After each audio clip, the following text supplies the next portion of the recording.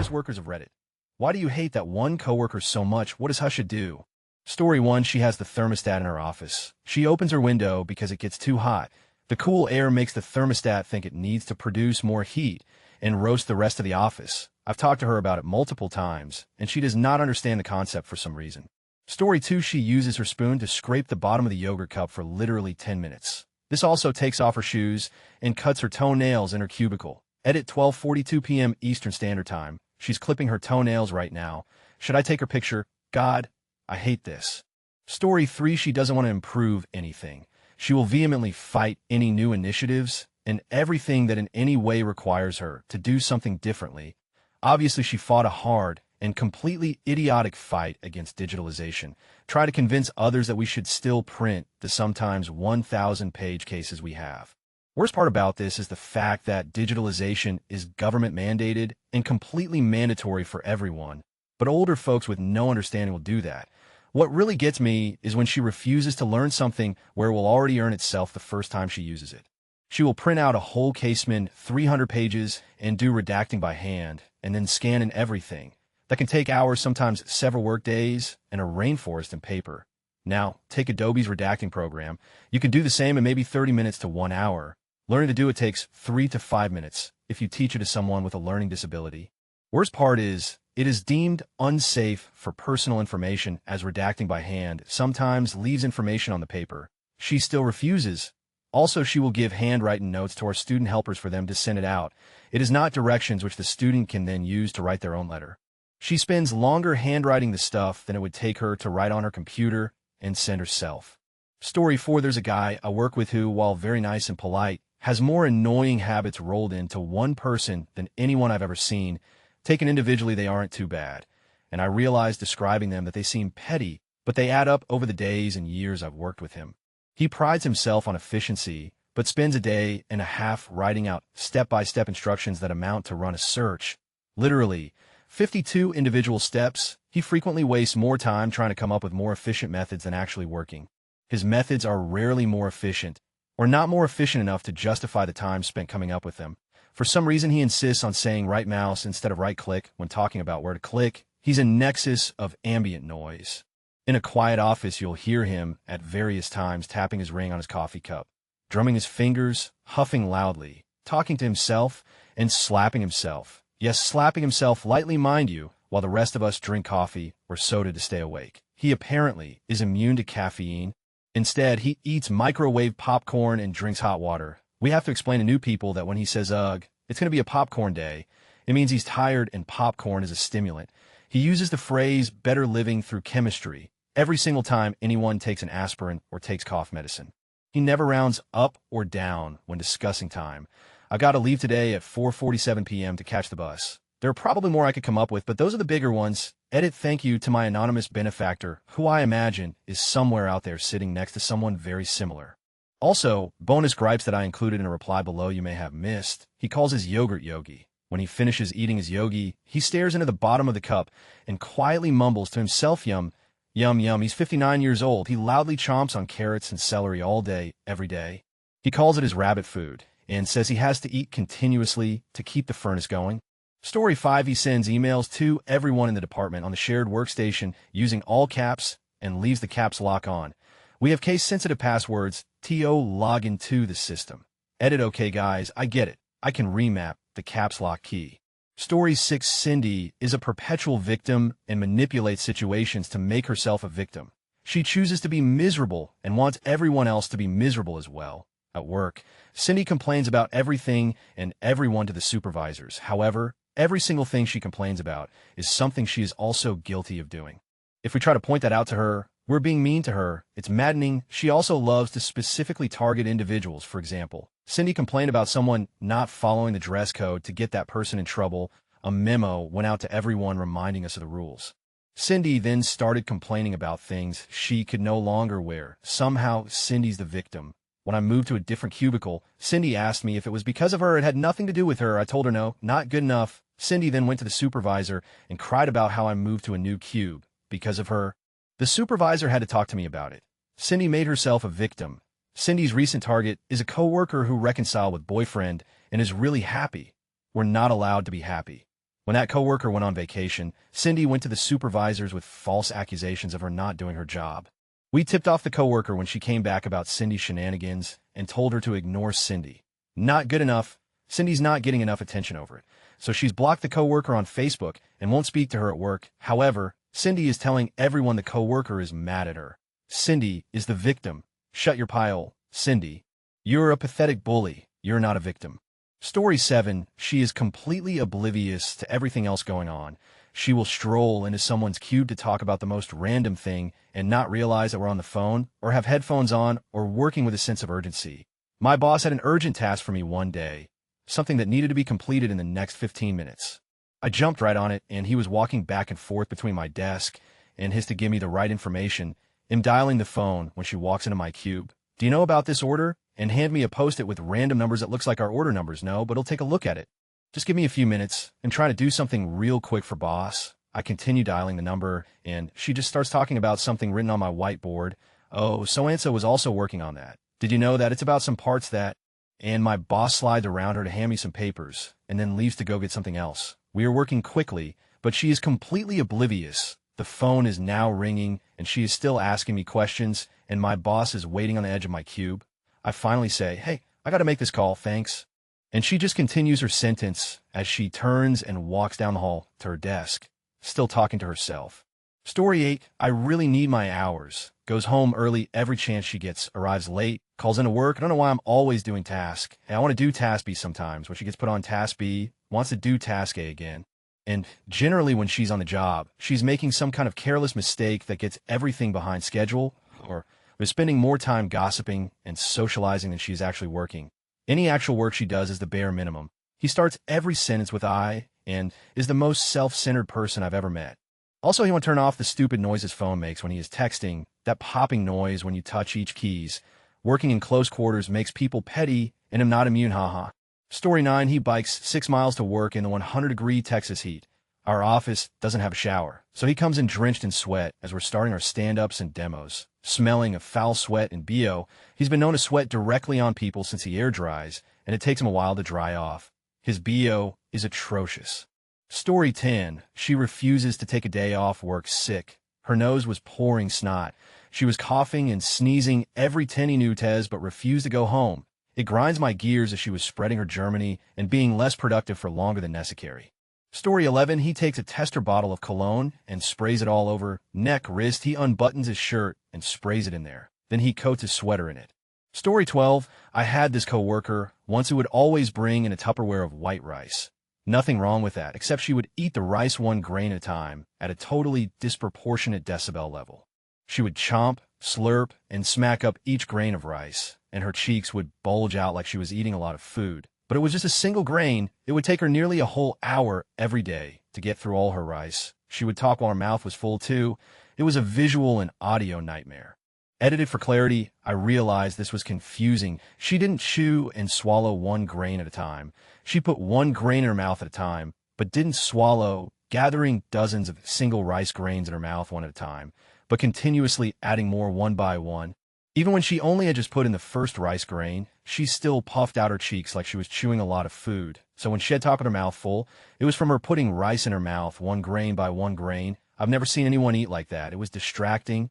Also edited to add TIL that this might be an eating disorder thing. I wasn't aware of that and don't intend to mock anyone experiencing an eating disorder. Story 13, I work in HR.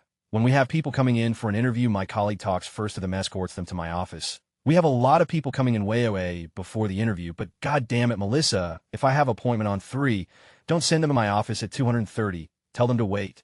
Give them coffee or a drink, but don't make me put up with all that while I don't even have the files in my office. You ruin my whole schedule. Story 14, apparently the whole office would come to a grinding halt if Amy takes some days off. No, you're not that good. You're just full of yourself, and everyone hates you. Story 15 corners me into irritating, time-wasting conversations, which are really just him talking like many, if not most, when I started and first met him. I entered into the conversation thinking it would be a normal one. Instead, it was a tedious, tortured monologue. However, he took this to mean that the new person was someone who would listen to him. So, I was a favorite target for a long time. The last time he came to my office to talk to me, blocking the doorway, I eased my way past him as he was talking, spoke to him from outside my office, and just said, I need to go. Everyone at work agrees that he means well and is pretty clearly on the autism spectrum. However, it is difficult to explain how stressful I find it to be caught in the conversational web of someone who obviously can't tell you aren't interested, don't have the time, and are becoming very uncomfortable. Story 16, that who microwaves popcorn in the break area and burns it every single time, then proceeds to shake a bunch of grated Parmesan cheese on it. So then the office smells like burnt feet and diaper. Yeah, I hate that. Story 17, she uses sound-canceling headphones and sings along to whatever she is listening to, talks loudly to herself. And when she yawns, she does it as loudly as she can. Nobody says anything to her because she has been with the company forever. Story 18, he kisses the site leads while he is here, takes him coffee, brings him lunch and stuff like that, and then proceeds to talk mad about him when he leaves for the day, telling everyone how he doesn't like him and he gets on his nerves, and he doesn't know why he even talks to the guy. Story 19, 3 to 4 times a day, she'll page me at my desk and ask me about some dumb I have nothing to do with and know nothing about. As if I'm supposed to know, power fucker, what's this envelope left here on Saturday for, Matt, it's orange, it's got Saturday's date on it. You know anything about that? I don't know anything about that. Why don't you ask, Matt? Edit, thank you all for your advice, but this isn't clumsy innuendo or poor managing technique. Quite frankly, she's just not that smart. Story 20, where to begin? I had one that had to tell me about every YouTube video he's seen every single day. Then he would proceed to quote the videos every single day. He also mispronounced words all the time. He would ask if I'd seen the most recent trailer for an upcoming movie. He also would try to get my attention by calling my name no matter how busy I was or how much I tried to ignore him. If I did not reply, he would just say it louder and louder and louder. He also drug his feet everywhere and complained about how hot it was every day, saying it's like a Turkish Sonya in here. Chortle, chortle. Other than that, he was a nice guy. Story 21 constantly talks to me about sports. I don't watch sports, and I don't care about sports. Whether I say I don't watch sports or I ignore him, he still talks to me about sports. If he's not talking to me about sports, I can hear him a mile away talking to other people about sports. His voice in and of itself is sandpaper to my ears, all made worse by his inability to just stop talking about sports. Story 22, he's an retentive, condescending control freak. He volunteers his dumb for literally everything and then moans about having so much to do. And when he isn't doing that, he's trying to do my job too, and I'd let him if he wasn't such a patronizing, holier-than-thou about everything. By the way he talks to me and everyone else, my cube neighbor asked me if he was a manager. I laughed and said no. He has power over no one. She then said nobody should let him talk to them the way he does. He whines all the time that he can't get a girl. And to me, it's obvious why. He's a narcissist, and no one in the office likes to be around him. Story 23 scene, sends email asking if I can stop by her office to help her 10 seconds later. Sends Slack IM asking if I can stop by her office when I have a chance 10 seconds later. Calls my cube. Did you see my IM? Yes, I will stop by when I have a chance. I'm currently working on this big project that your boss asked me to do, and it has a hard deadline. Well, that can wait because technically I'm your boss, so that is irrelevant. Thinking what the fine? What is it that you need help with? Exactly. Walks over anyway just to get this over with. Which of these photographs of my shitty kids should I send out for Christmas card this year? I'm sorry, but what does this have to do with work? Okay, I'm your boss, so when I ask for your help, I expect that you will help me. Edit for clarity technically. Boss is my immediate supervisor, but big boss is all of our bosses signs our paychecks. What I was trying to illustrate is that technically, boss disrupts my workflow with inane histrionics and gets whenever I'm roped into big boss projects instead of her. Story 24, although he is not my boss directly, he is kind of an elder statesman of the department and very well respected. For whatever reason, he feels the need to make me uncomfortable every time our paths cross. He often says things about what I'm wearing, such as, what do you have on your feet? Just normal boots, by the way. And heaven help me when we have lunch at the same time in the lunchroom. It's nonstop personal questions and humiliating comments. Everyone laughs along with him too, which is really annoying. I just wait until very late to have my lunch now. So I'm just alone in the room. I have no idea why I am his target. I'm the most senior woman in the division, but still I am not very far up and would never be in line to get his job. On top of it all, he steals my utensils from the lunchroom. We all bring our own because he likes them. Edit just to add, this guy is 30 to 40 years older than me. Story 25, she doesn't know how to just be quiet and do her work. She feels it is absolutely necessary to tell the whole office how hungry she is, how her car is infested with ants, how her son has no common sense, etc. The list is endless, and her constant complaints exhaust the out of me. Edit, and another one has a rooster sound on max volume for when she receives a text. Ugh, this place. Story 26, did you hear what Obliviousness did today? at least twice a week in a SoCal blonde girl's voice. The good news is I don't have to listen to that anymore because she got laid off 2 weeks ago. Story 27, he's so incompetent. The boss ends up spreading his work to everyone else. That's how I went from head of product to head of product marketing. I haven't gotten a raise yet, but my boss is supposed to find the budget for it in deck. I'm really tempted to tell him to find the budget by firing that guy. Story 28 takes all calls on speakerphone. Spending significant time yelling, "Can you hear me?" Yeah. Yep, everyone can hear you and wishes you'd use a headset or take a walk. Story 29, our boss decided to take an extended vacation for unknown reasons. A new guy is hired to do a position similar to mine. With my boss being gone, management tells me to take the initiative to train him. To reduce my workload, I happily oblige and teach him what I know for the next few hours, even decide to go to lunch with him. Halfway in a lunch, he proudly tells me that he plans to leave this job as soon as possible because it was meaningless and his talents could get him better pay. I excused myself and decided to have him do all the manual labor in the office henceforth. Good luck with a resume, which reflects photocopying and filing as your main duties. Story 30, I no longer work in an office, but from past experience it stinks. There's a saying that goes there are two types of job. One you shower before, and the other you shower after. I just wish some of the filthy I shared an office with even showered at all.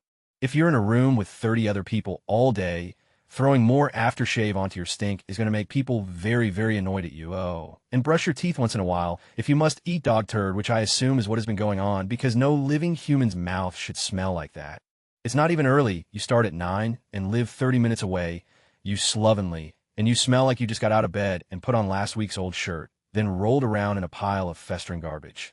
Story 31, she brings her dog into work, and it barks and yips anytime she gets up from her desk. The part that drives me absolutely bonkers is that when he's barking and yipping like a madman, she pops her head back in and just goes, "No," and "Don't bark." Then he just keeps on barking. It's a load of "I complained about it," and nothing happens.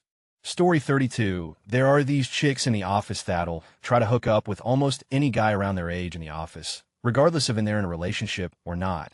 One of them actually has a boyfriend in the same office and still tries to pick up other guys, sometimes even in front of them. I work in the same office as my fiancé, and even though he kept telling them to back off, they try and drape themselves over him and sit on his desk in his cube, had been complaining about it for a while and loudly, but the management directly above him thought that it was just girls messing with him and not a big deal. I finally spoke up and told the girls to knock it off. They said they would do what they want, and that just because I'm engaged to him doesn't mean I should have any say. Also told me to go to HR if I didn't like it. I DK their logic. They then went complaining to fiancé and tried to get him to tell me off and that he needed to pick between me or their friendship, and then got when he laughed at them for suggesting such a thing. For some reason, they thought it would be smart to go to HR and complain that I was starting problems over a boy, only for them to get in trouble for harassment. Once HR talked to my fiancé for a side of the story, working in offices that have mostly women. Story 33, I'm going to sort of cheat on my answer because I'm a warehouse manager, but all of my work deals directly with the office workers since they handle what I'm supposed to be shipping and all that good stuff. So there's this lady who's infuriating to work with. For starters, her English isn't the greatest and she mumbles, so it's kind of tough to understand her. Communication is important since, she tells me what I'm supposed to be sending out for the contract she's handling, and you can probably understand why not being able to understand her is a bit of a problem. She's also not the sharpest tool in the shed and gets confused easily. When she gets confused, then I get confused because she keeps giving me clashing information. For good example, last week I packaged up a finished contract for her. She gave me the list of the stuff that was going, and I asked her, "Is this all going together?" She told me yes. So I packed it all up, gave her the weight and dimensions of the package and a list of everything that was in it. The next day, she came out and told me it was supposed to be 2 separate orders, and I went and pulled everything apart and separated it based on the new list she gave me. I sent her the new weights and dimensions of the separate packages and the list of what was in it. Then she came out again the next day and had me switch stuff around because she got things mixed up, so I fixed that, and it went out the next day. I'm honestly still not sure if it's right, and at this point, I'm not afraid to throw her under the bus when it comes to stuff like this. It happens a little too often for my liking. I go out of my way to do everything better than expected, so it drives me nuts that her issues affect my side of the job. Story 34, I only spend a day or 2 each week in my offices, usually at another site the rest of my time. But there's this one lady who just gets mad whenever anyone is laughing around her, and she isn't aware of the topic. She assumes we were making fun of her based off that one guy once told her she looked like the no-capes lady from The Incredibles. She was very pissed about the comment. You can see her facial expression change as soon as she hears laughing near her office, and she will walk out of her office pretending to have something to do to make sure we aren't making fun of her. We basically have to stop enjoying each other's presence when she is around. This lady dash. Story 35. My whole office is filled with sarcastic, antisocial, and everyone hates being here. We just got a new guy who is trying to be the sunshine in our gloomy lives. We hate it. Story 36. I work with mostly women. They cut 18 THS off of break room pastries and go back 8 times. They also spend 15 to 20 minutes talking about their pet's health emergency. They all don't have kids like I do. Story 37. Anyone who replies all to company-wide emails that you really just need to reply back directly to the person who sent it. So, I think I hate 70 of the people in my office. Story 38. She laughs at everything like it is the best joke she's ever heard. We're in cubicles, and I can hear her laughing all day long. It makes me feel like the Grinch for being angry at someone's happiness. Story 39. There was a coworker who would play his song of the moment on repeat the whole day. Just one song. We listened to Jason Mraz sing The Remedy for a week. Story 40. He is not great at his job, and it took me the better part of 2 years just to train him on basic job functions. Every once in a while, he will be walking past my cube, and then I will feel a presence over my shoulder. I will turn around and find him staring at my screen. When I ask what he's doing, he says that he's watching how I do difficult tasks for reference. I think he means well, but it's so creepy. I don't think it's helping him any, though. He comes in at 10, leaves at 3, and takes about 5 smoke chat breaks in between. Story 41. A woman who has an office in the same suite as me is a loud talker. She also laughs long and loud like a maniac, even if someone just says good morning. I thought she was going to pass out one day when she couldn't catch her breath while laughing. I have to close my office door on a regular basis. Story 42. Constantly blabs non-work related subjects at people and won't stop even when they clearly are ignoring him and doing their work, like they'll start a phone call, and he's still talking at the minutes after their call started. Worst offense he does, he stinks. Like he can't understand his particular body type, cannot go a single day without a proper shower. He has an actual area of effect that is measured by cubicles. On bad days, he hit up to 5 cubicles away. Ground zero. Was miserable. The stank was almost a solid wall of reek. He was spoken to numerous times, and eventually management went with a solution of moving him next to people who just suffered in silence and never reported him. We actually had several stinkers, and most of them ended up being moved there. Stench row was a thing. Story 43. There are 2. The first one is an older lady, and she always has a better way of doing whatever you are doing. Even if you're just giving her a ride somewhere, she will tell you a better route to take. I've been driving around this town for 25 years. I know where I'm going. The second one is just lazy and a horrible busybody. She's always in people's business. Then she laughs off her nasty comments with this awful witch cackle. Makes my skin crawl. Most of my coworkers are pretty cool, but there's one guy who I absolutely loathe. I'm a receptionist at a car dealership, and this guy is one of our top salesmen. When salesmen take a client on a test drive, they have to check a license plate out for me. Well, a week passes with no sign of the plate, so I ask him about it. He says he's gonna go out to find it, but he never did. Keeps making jokes like, I found this other plate. Does that count? Ha ha ha, I'm so funny and masculine. You, Jim, those plates are $300 apiece, and we already have a limited supply. I've talked to all possible levels of management, and no one's done because he's a top salesman. On top of that, he's cocky about everything and treats me like because I'm just something to look at. You, Jim, guy I work with, points and gestures to things on the computer screen and touches the screen, leaving smudges, not just his own, my screen and others too, and does this all the time, literally Hitler. Story 44. Hardworking guy. Bless his soul, but I don't want to know how much is left in your account. It's your decision to get divorced. I don't want to feel guilty being paid for my hard work. Guys, quick update. I was called on my holiday for work, completed the task, called into office by my boss, told me I did a great job and offer a raise. Story 45. He talks about all of this great stuff that he does and about what kind of person he is, but never shows it. He exaggerated a lot of stuff he says, which is troubling when it's coming from a director. I told him that I don't take a lot of stuff that he says seriously because of this, and he blamed it on himself being optimistic. Story 46. It's not just one person. It's an entire group that I can't stand. They're all so judgmental, backstabbing. They gossip, talk behind your back, lazy, will cut your throat open without a second thought. None of them actually want to work, but their poor choice in selecting a spouse, their mentality, not mine, has forced them into sitting at a desk for 8 hours on their phones bitching about a lack of money, how much they can't stand their significant other, their ill-behaved children. It's exhausting to even overhear them. They're so unhappy it drains your soul. Story 47. Sleeps at his desk. Knowingly takes too long to do the same task he's done for over 10 years. Won't let you help to speed things along. Thinks he's smarter than everyone. reheats fish in the lunchroom. Story 48 works a sort of dark magic that makes it possible to leave a half-pound burger in a 550-degree oven for 20 minutes and still have come out raw in the center, or he lies. One of the two. Story 49, because his definition of effective leadership is to simply dump 99% of his workload on other people. He says his greatest quality is the ability to delegate his work to others. Story 50, the guy who I hated the most was the youngest in seniority at the company, but always acted like he's super important and very hardworking, which he wasn't obviously. Apart from that, he kept up a facade of being a cheerful, helpful guy, but double-crossed or shifted blame Tony one if his position was threatened or responsibility was on him. Luckily, everyone saw through him, even the boss, but he was too much of it to fire him, even though he had every means to do it. Story 51, you can smell his Axe body spray all throughout the hallways and slurps his tea in the break room. The room will be completely quiet, and all you hear is him slurping his tea. Story 52, in the office I worked at before my current one, I shared a cubicle, very large one, with two men. One was the loudest chewer I've ever heard in my life. The other constantly commented on me being late to work. I had an arrangement with my boss where I actually arrived 15 minutes later than everyone else. And he would also continuously comment on how long all other coworkers would take their breaks. Man, leave that up to the boss. You aren't the dang time clock. At another job, we had a woman with health problems. She would let out completely silent, but the most foul-smelling farts you've ever smelled. I think she was unaware of when they were going to happen, as she would do it mid-conversation. I had to walk away every time. The good news is she had a great sense of humor about it, and you could tell she felt bad about it. Story 53, dude eats these unshelled melon seeds all day. The crunching is super loud. All day is not an exaggeration. He only stops during lunch. It's like working with a parrot. Story 54, I have a coworker. He's nice enough on average, a little full of himself now and then, but he comes and sits next to me and watches cricket on his phone, full volume, no headphones, and expects you to react. Failing this, he asks me questions about being gay and expects details.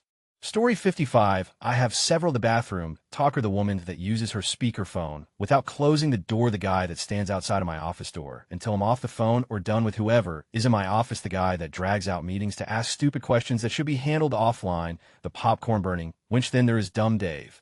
That's not his real name, but I could probably use it knowing he would never see this because I'm pretty sure his brain goes into stasis precisely at 5 p.m. every day. He is guilty of several of the aforementioned crimes. But those aren't the worst things. He can't seem to complete even the simplest tasks without stressing out and asking a lot of questions. When I ask him for a bulleted list of what he has been working on for the past week, he sent me a list of every single minute task. Things like sent XXXXX an email about why, called XXXX about why. He never seems to get anything completely done. So we just pretty much have given up on him. Very cordial guy, though. Just nothing going on upstairs. He gets no movie or pop culture references. He'll come back a day later and tell me his wife clued him into the joke. Haha.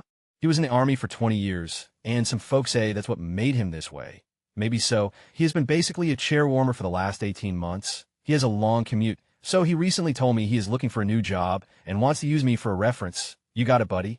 Story 56, I am a young admin assistant at a small engineering firm. Most of the people, guys, there's only one other female in my office are between the ages of mid-20s to mid-30s. They all really respect me and treat me well. One task I do for them is if they have a proposal for a job, I help edit and format their proposals and do all the paperwork that goes along with it. It is not part of my job description. In fact, they are supposed to do it themselves, but I'm very efficient at it. I don't mind helping. They all really appreciate what I do and thank me each time I help out, etc. Except one guy. He is well above the mid-20s to mid-30s age bracket, and he thinks the best way to get me to help him is to be an absolute. On countless occasions, he has given me a proposal about half an hour before its due time, with at least 2 hours of work left to do, then proceeded to stand next to my desk and tell me how useless I am, that I got most of it completed in the half an hour and only got it in 1 minute late. Then he proceeded to email my boss and tell him what had happened. My boss knows what he is like, and I came into work the next morning with this guy getting blasted from my boss in my boss office.